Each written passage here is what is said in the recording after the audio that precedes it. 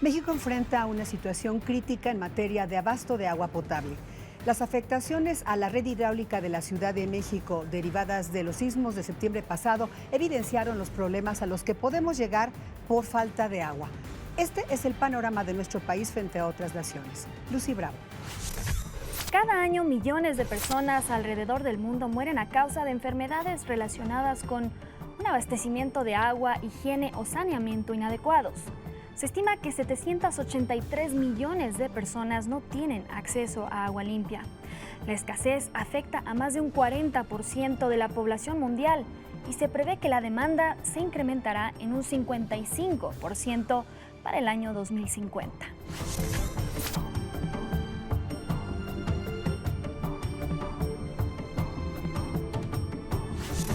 México es uno de los países que sufre de escasez económica de agua. Es decir, aunque cuenta con este recurso, tiene problemas para utilizarlo por costos de extracción o por contaminación. Se estima que el 10% de nuestra población no tiene acceso a agua potable. Sin embargo, el problema trasciende nuestra frontera.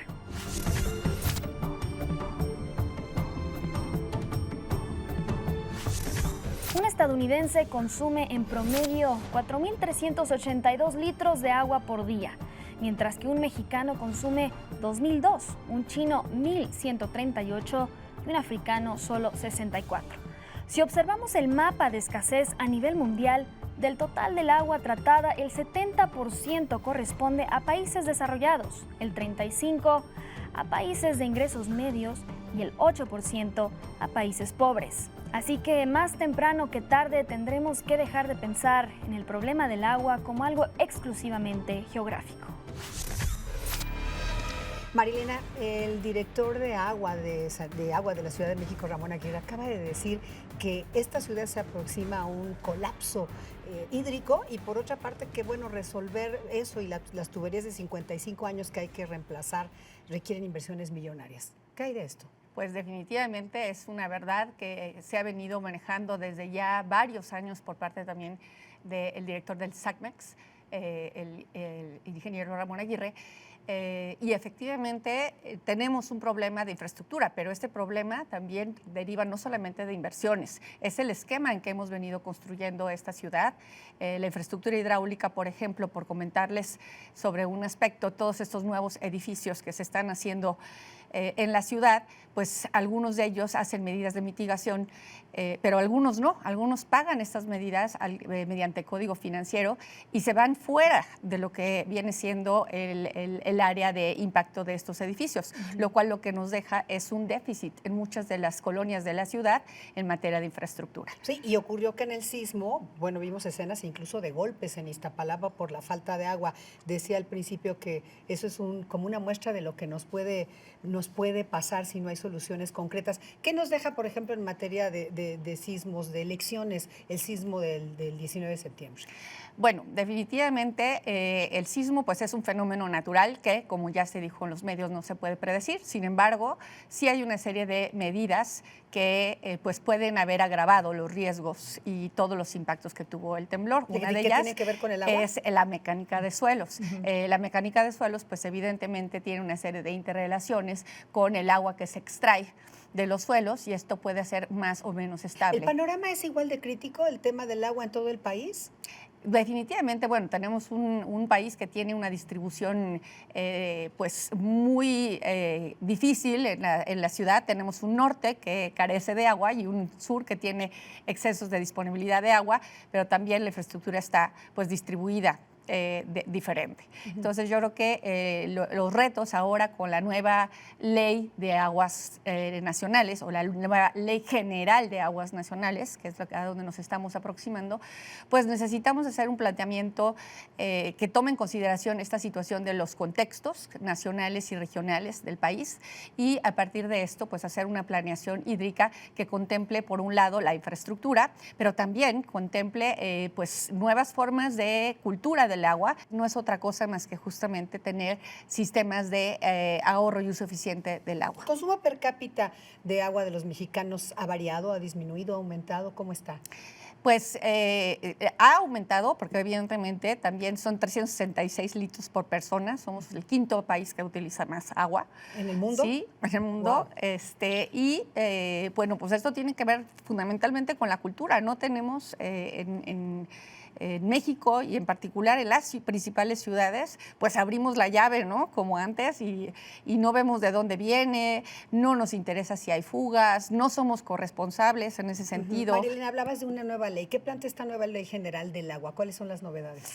Bueno, en primer lugar, tenemos una ley de aguas nacionales actualmente. Estamos hablando de tener una ley general del agua. Esto es una ley que establezca la política hídrica del país con esta cuestión que se divide en dos grandes, digamos, políticas. Una es la política que tiene que ver con lo que es el derecho humano al agua, ¿no? Y la segunda que es justamente ya la gestión del agua.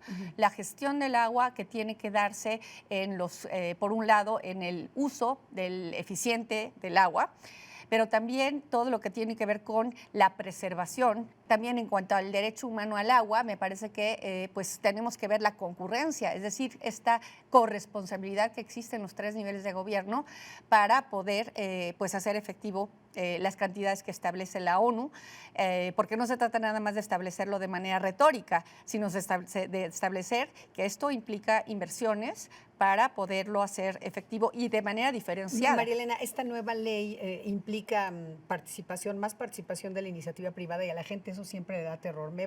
Tengo que pagar más por el agua, me van a dejar sin agua, en fin. ¿Cuál es la implicación? ¿En dónde está ahorita la IP y qué plantea esta nueva ley? En realidad, pues mira, Estela, no hay grandes cambios. Realmente, nosotros en el Consejo Consultivo hemos analizado la ley, la iniciativa de ley, y bueno, ya existían todos estos esquemas de concesiones y asignaciones del agua y la participación del sector privado en la infraestructura.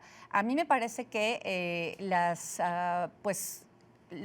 preocupaciones de la sociedad vienen más que nada pues por todo este esquema que hemos visto en carreteras y en otros lados en donde no necesariamente la participación del sector privado ha venido a mejorar los servicios primero, ¿no? Es decir, que las tarifas pues pueden ser a lo mejor más, pero que si los servicios corresponden, pues no tendríamos problema. Que no es el caso. ¿No? Pero establecer una verdadera regulación por parte del Estado, es decir, si tenemos una ley de asociaciones público y privadas, esta ley en sus primeros artículos establece claramente que esta asociación público-privada es en beneficio del interés público. Esto que quiere decir que tiene que haber una buena regulación por parte del Estado. Y tercero, que todos podemos realmente acceder a ser contralores sociales de lo que sucede en esta participación. Esa contraloría radica en el acceso a información pública, la transparencia y la rendición de cuentas, no solamente en cuanto al presupuesto, sino también a la calidad, ¿no?, de las obras y de los servicios que está prestando el sector privado. Claro, o sea, que sea muy transparente toda esta concesión, porque recordemos que el derecho al agua es un derecho humano y que está garantizado en la Constitución. Nada más para que quede claro, los pobres no se van a quedar nunca sin agua. Ya sé que hay pobres en este momento sin agua, pero que la gente diga, porque estamos acostumbrados a los subsidios, voy a pagar más o mucho más. Bueno, aquí yo creo que el tema de la pobreza y el acceso, ¿no?, al agua se vuelve un dilema que vamos a tener, dilemas, de hecho, que vamos a tener que enfrentar. María Elena, ya hemos hablado, desde luego, acabas de citar el caso agrícola, pero en la ciudad, dinos cuáles serían 5 medidas o las que tú quieras prácticas para usar el agua y si de verdad crees que en algún punto, si no se resuelve este tema del agua en el país, vamos a ver estas escenas que en septiembre pasado vimos de golpes por el agua. Bien, bueno, lo primero empieza por la cuestión individual, ¿no? Desde el aseo diario, es decir, la cultura del cepillado. ¿Cuántas veces no usamos, dejamos la llave del agua abierta y en lugar de tener nuestro vaso de agua? Lo segundo tiene que ver también con la cultura del agua, por ejemplo, en los niños y en las escuelas o universidades, que no lo vemos. Son instalaciones donde son espacios justamente para aprender y adoptar buenas conductas. Ahí es donde, ¿no?, se puede cambiar el paradigma de la cultura del agua. Otra medida me parece que es justamente empezar a tener ecotecnias, como mencionábamos en el caso de la hipoteca verde. Es decir, anteriormente se cambiaban los WCs para que entonces tengamos del 1 y del 2, ¿no? Entonces, que ya tenga diferente dotación de agua, ¿no? Según el servicio que se está dando, eso ya es un uso eficiente, pero eso implica también cambio en los WCs, claro, implica cambio en las regaderas, ¿no? Y hacernos conscientes, pues, de que eso va a implicar que tenemos que comprar esas nuevas tecnologías para nuestras casas, ¿no? Yo creo que tenemos que empezar a resolver, así como en nuestras casas, el cambio de estas ecotecnias, pues hay que cambiar las tuberías, por así decirlo. Tienen 55 años, ya no tienen vida útil. Pero cambiarlas con un sistema inteligente que también permita tener las inversiones. Esto que decíamos que es un nuevo esquema financiero, es que si llegan, por decir algo, en nuestra colonia, como estamos haciendo este piloto, ¿verdad? Si nos llegan 19 edificios nuevos a la colonia, pues que esos 19 edificios sean los que paguen la nueva infraestructura, ¿no? Y que, como decimos, la mitigación sea in situ, es decir, en la colonia en donde se provocó,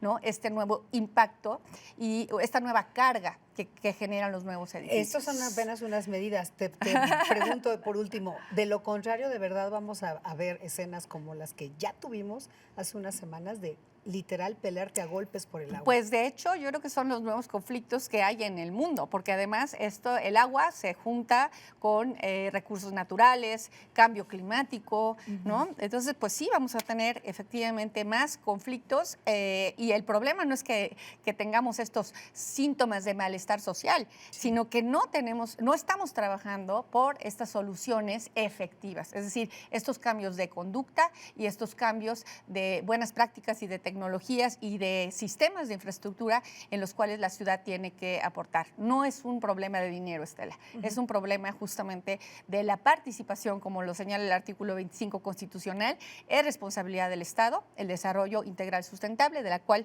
por supuesto que el agua es un elemento y un bien fundamental para ese desarrollo productivo y ese desarrollo humano. Pero también, pues necesitamos que haya una participación responsable, ¿sí? Socialmente responsable del sector privado y también de la sociedad en general. Claro, y de los gobiernos, por supuesto. Maestra María Elena Mesta, muchísimas gracias. Gracias a ustedes por la invitación. El del agua es un tema esencial en las políticas públicas y está claro que los gobiernos tienen una tarea muy urgente que resolver en este sentido, pero también es un hecho que debe haber participación efectiva de la sociedad en el consumo del agua. Esto fue Quemarropa. Nos vemos la próxima semana.